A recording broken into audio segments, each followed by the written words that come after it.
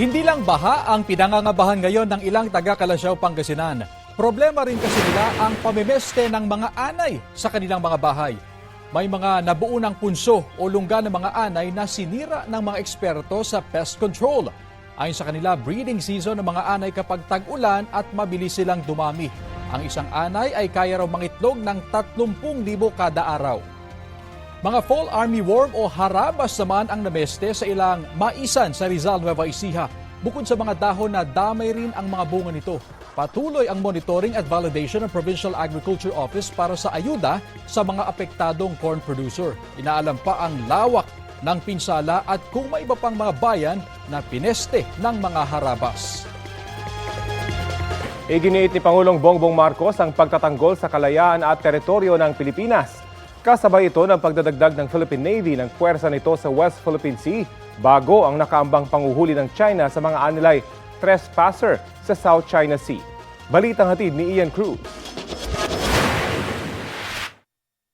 Watawat na sa gisag ng kasarinlang ipinaglaban ang iwinagayway ng Philippine Coast Guard sa BRP Teresa Magbanwa. Ayon sa PCG, kauna-unahang flag ceremony yan ng Pilipinas sa Escoda o Sabina Shoal sa West Philippine Sea. 8 Chinese vessel ang namataan sa loob ng Escoda, 4 naman sa labas. Ayon sa Philippine Navy, 146 Chinese vessels ang namataan sa West Philippine Sea mula June 4 to June 10. 22 naman sa mga yan, barko ng kanilang Navy. What will be concerning is pag ito ay may mga pwersa sila galing sa ibang fleet nila, the East Sea Fleet or the North Sea Fleet. But so far, yung increase in numbers is still within our acceptable limits.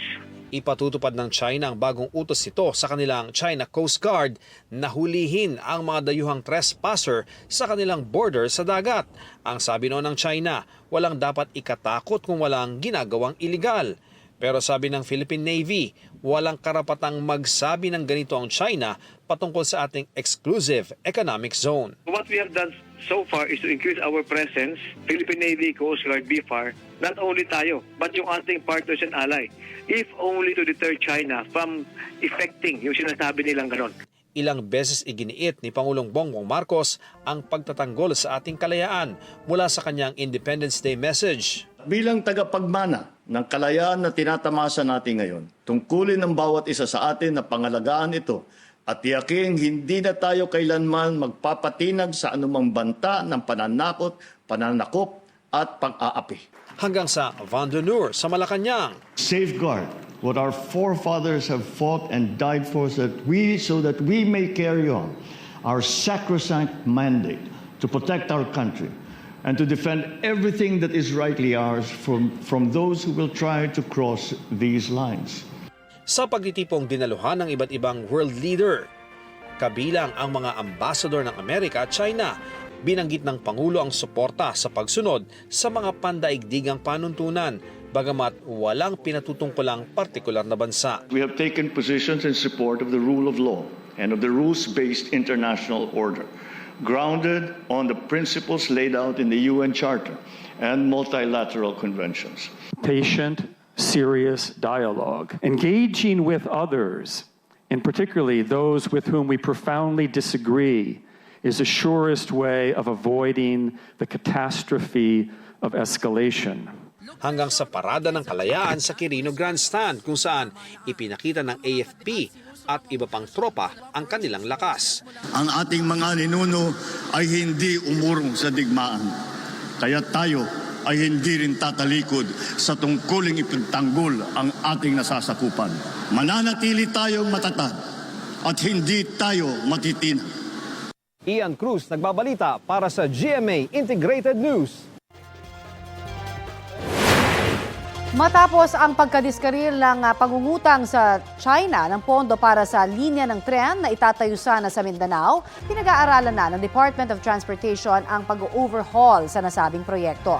Ayon kay Transportation Secretary Jaime Bautista, nasa unang plano ang mungkahing gumamit ng diesel-powered trains. At ngayon po ay plano ng gawing moderno at eco-friendly ang bagong sistema. Inaasahang makokompleto ang pag-aaral na yan sa kasalukuyang administrasyon. Nakikipag-ugnayan ang DOTR sa Department of Finance para sa pagkukunang pondo para rito. Pebrero nang i-anunsyo ng DOTR ang pagsisimula ng pre-construction activities para sa proyekto. Kabilang po dyan ang land acquisition sa mga lugar na daraanan ng proyekto at posibleng mga lokasyon ng resettlement para sa mga maapektuhang residente. Nakatuon ngayon ang ahensya sa ibang bansa at international financial institutions para makakuha ng official development assistance para mapondohan ang proyekto. Ito na ang mabibilis na balita. Nasunog ang 5 bahay sa isang compound sa barangay Tandang Sora sa Quezon City kaninang madaling araw. Mabilis kumalat ang apoy dahil magkakadikit ang mga bahay. Tumagal ang sunog ng kalahating oras bago naapula.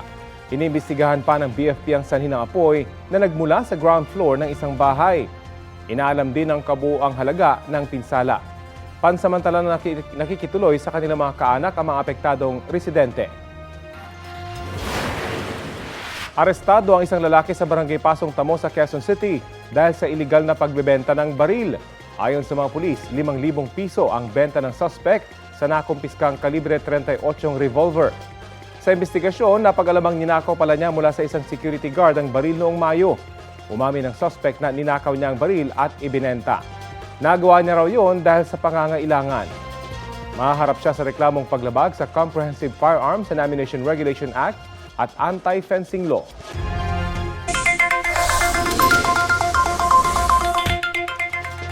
Ipinagbabawal muna ang pag-aangkat ng domestic at wild birds mula po sa Michigan sa Amerika. Kasunod po yan ang kumpirmadong bird flu outbreak doon ayon sa ating Department of Agriculture. Kasama rin sa ban ang poultry products, day-old chicks at itlog. Nauna na rin ipinagbawal ng Pilipinas ang pag-aangkat ng poultry products mula po sa Australia dahil din sa bird flu. It's time for Huwebes Latest, mga mare at pare! Taste in Fashion ang ipinamalas ng Kapuso Stars na dumalo sa Megaball 2024 na may temang Fashion and Food. Stunning couple sina Kapuso Global Fashion Icon Heart Evangelista at Senate President Cheese Escudero. Present and slay rin ang Sangre Stars si sina Rian Ramos at Bianca Umali. Dashing in his suit si Martin Javier, kasama si Sparkle Jimmy Artist Center Vice President Joy Marcelo. Elegance din ang aura ng Sparkle Stars si Gabi Garcia at Kailin Alcantara.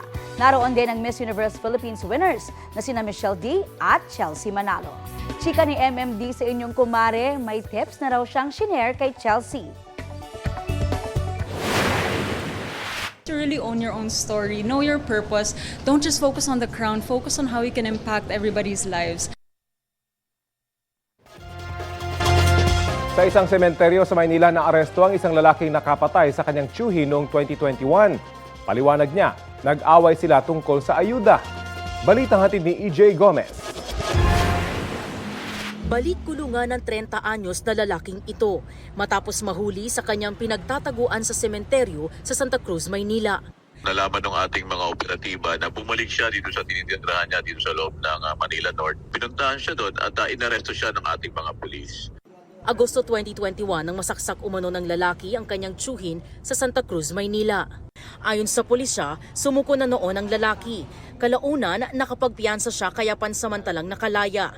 Pero nagtaguro ang lalaki habang dinidinig ang reklamong homicide na isinampa laban sa kanya. Lumabas yung warrant of arrest sa kadahilan ng hindi siya nakatupad doon sa napagkasunduan na kung ano man ang inaareglo niya doon sa biktima. Hanggang natunugan ng mga pulis na bumalik siya ng sementeryo at doon siya natuntun. Base sa investigasyon, ayuda mula sa barangay ang ugat ng krimen. Ang gusto niya pong mangyari sa ayuda niya, ipabenta po sa akin. Yung tinanggihan ko po yun, bigla po siya nagamok, ma'am. Nagsutukan muna kami, ma'am. Pinagtanggol ko lang po talaga yung sarili ko. At sa pagtatalo nila, nasaksak na ito ng isang basag na bote na naging dahilan ng pagkakamatay nitong ating biktima. Pinagsisisihan daw niya ang nagawa. Dahil di ko naman talaga po talaga sinasadya yung pangyayari niya. Ako pa nagtakbo sa ospital niya, ma'am. Nasa kustodiya ng Malate Police ang akusado. EJ Gomez, nagbabalita para sa GMA Integrated News. Kapuso, alamin ang maiinit na balita. Bisitahin at mag-subscribe sa GMA Integrated News sa YouTube.